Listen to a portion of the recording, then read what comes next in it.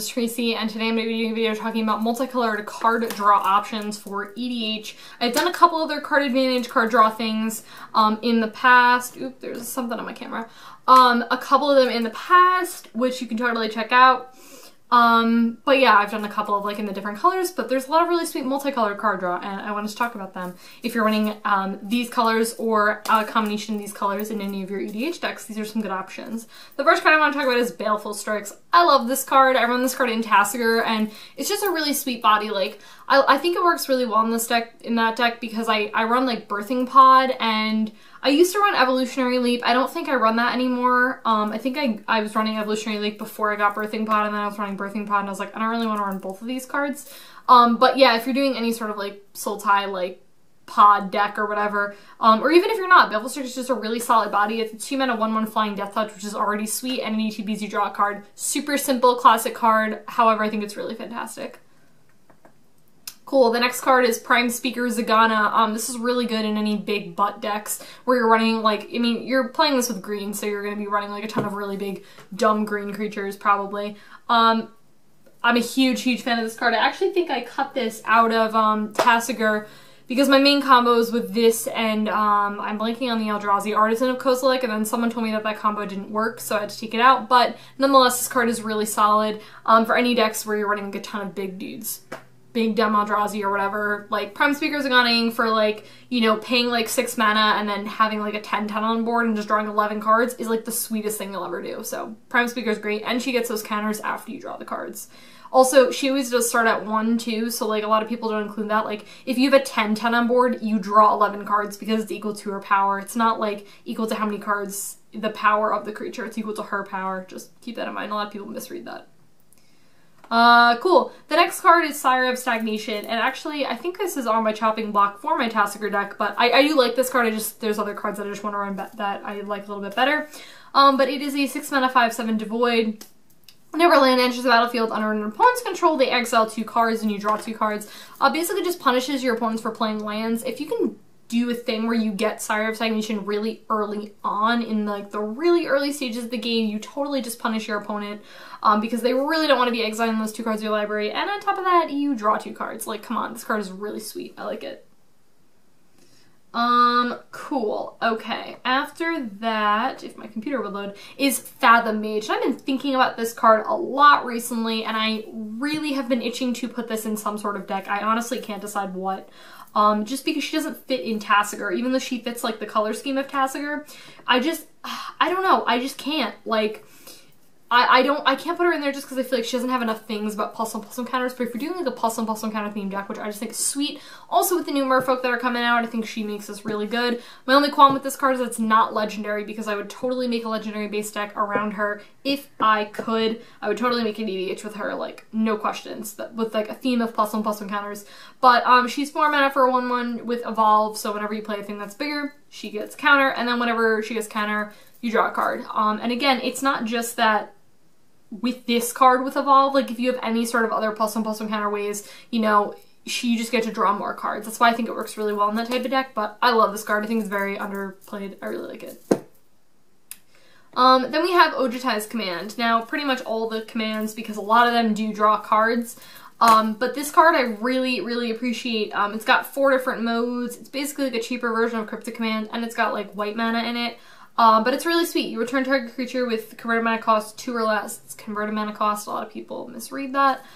Or you gain 4 life, or you counter target creature spell, or you draw a card. All these modes are just really, really solid.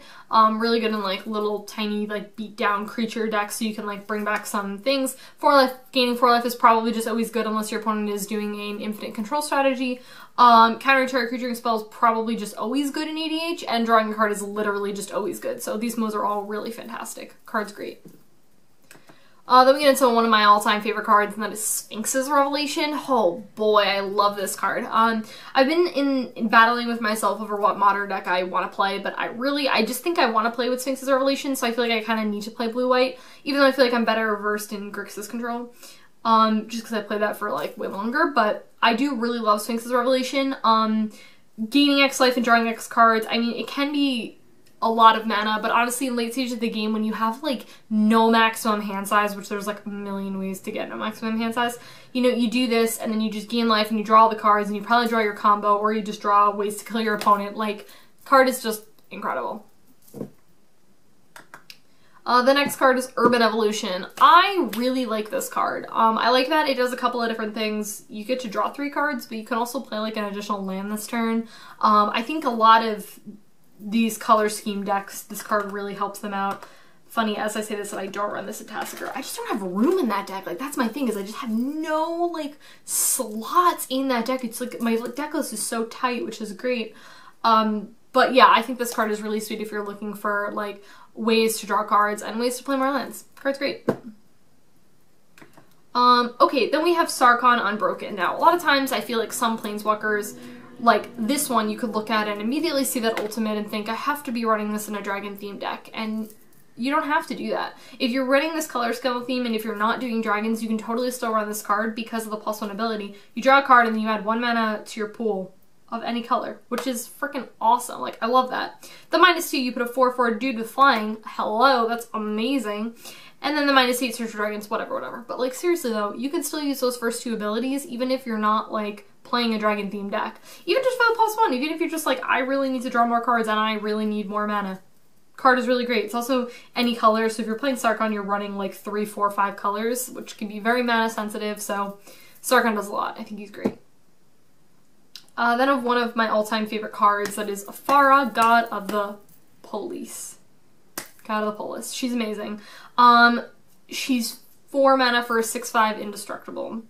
But you have to have devotion equal to 7, but she already starts at 2, so you really only technically need 5 devotion. However, that's great and everything, don't get me wrong, she's a great body. However, that's not the main feature of Ephara. Beginning of each upkeep, each. By the way, this was super broken when Prophet was in. Each upkeep. If you had another creature enter the battlefield, last turn you draw a card. So this is really freaking sweet. If you're running like a flash sort of like theme deck, or even if you're not, like, even if you're playing like one-on-one, just like drawing an additional card at the beginning of your opponent's upkeep is like really good. And again, on top of that, she's just a really huge body if you have that devotion. Ephara, overall, incredible card. Love her. And the last card, which is so hated, I feel as though, in the Magic community, and that is Edric, Spymaster of Trest. He's really incredible. I mean, what else is there to say? He's great as a commander. He's great just in a deck. I personally don't like giving my opponents things, though the intent is that it keeps, you know, the damage away from you, because like, if your opponent attacks you instead of someone else, like, they don't get those cards and they want them, so it leads like this person to attack this person rather than you. That's kind of the whole logic behind Edric. Whenever a creature deals combat damage to one of your opponents, its creature controlling may draw a card. This also includes for yourself, so when you are swinging your creatures at your opponents, you get to draw cards. But again, I'm not a huge fan of giving my opponent. I don't want to give my opponents lands, I don't want to give my opponents life, I don't want to give my opponents cards, I don't want to give them anything but taking away those points of damage of their life total. So I'm personally not a fan of Edric, but I know a lot of people really like him, and I thought I would throw him in here because I feel like he's a huge staple for a lot of people for card draw purposes. So that is it, guys. That is it for talking about multicolored card advantage. I really hope you liked this video. Definitely be sure to check out my vlog channel. I post videos there every Wednesday, shameless self-promo, except for like 2 Wednesdays ago because I was like super swamped with everything in my life. So but yeah, guys, that is it. Take it easy, and I'll see you later.